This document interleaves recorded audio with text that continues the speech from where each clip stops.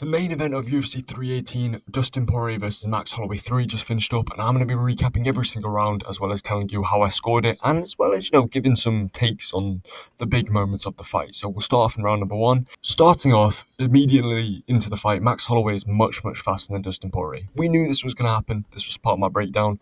I thought Holloway was always going to be faster. He's got that featherweight speed to him. Holloway, not only is he faster, but because he's bigger and he's got more power in his hands than he usually does.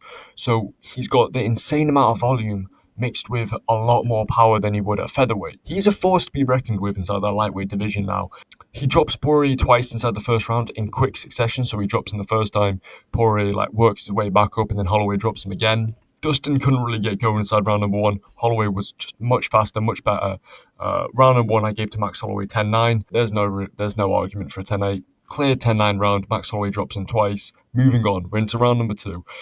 I thought this round could probably go either way. I gave this to Max Holloway because, Holloway was doing better for the entire round. He hurt Dustin bad against the fence, started teeing off against him. Dustin shoots a terrible double leg, ends up on bottom position. He works his way back up to his feet, and then at the end of the round, Poirier drops Max, basically. He drops him, gets a knockdown against him, and then he jumps the ghillie against him because, don't be silly, jump the ghillie. Probably if he didn't jump the guillotine, this would have been a clear Dustin Poirier round.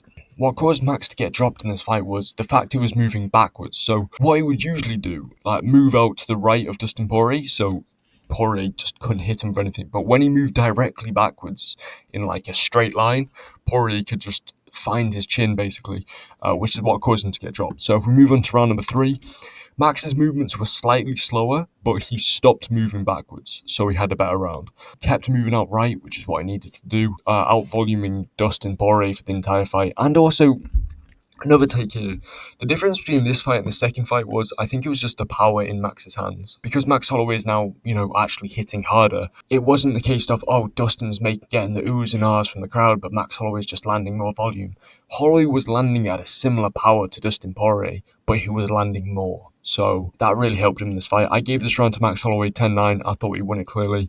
If we move on to round number four, I gave this one to Dustin Poirier. I thought Poirier won this round. He was getting more of the oohs and ahs from the crowd, but Max Holloway was clearly outstriking him. Poirier was landing the slightly more damaging strikes because Max Holloway did slow down a little bit in this round. Yeah, I thought Poirier won this round. Moving into round number five, Holloway wins. Holloway's got more volume. It's the same thing for every single round, basically. Holloway's just landing more volume. Poirier is still getting the oohs and ahs, and he is landing good shots. And there was a point with a minute to go in the round where these guys just started trading big shots. But the difference is between the two of them. Holloway's landing 3 or 4 punch combinations. Poirier's landing 1 or 2. That's the real difference in this fight. Volume. And it kind of takes some guy who's a featherweight who can move quickly to really beat him. You know what I mean? So he points to the center of the end, classic Holloway fashion. Points to the center. Poirier doesn't really throw much. It's just Holloway landing about a 7 punch combination against him while Poirier covers up in the center of the octagon. So, in my opinion, 49-46 Max Holloway. I got it right. I said 49-46, so perfect prediction for me.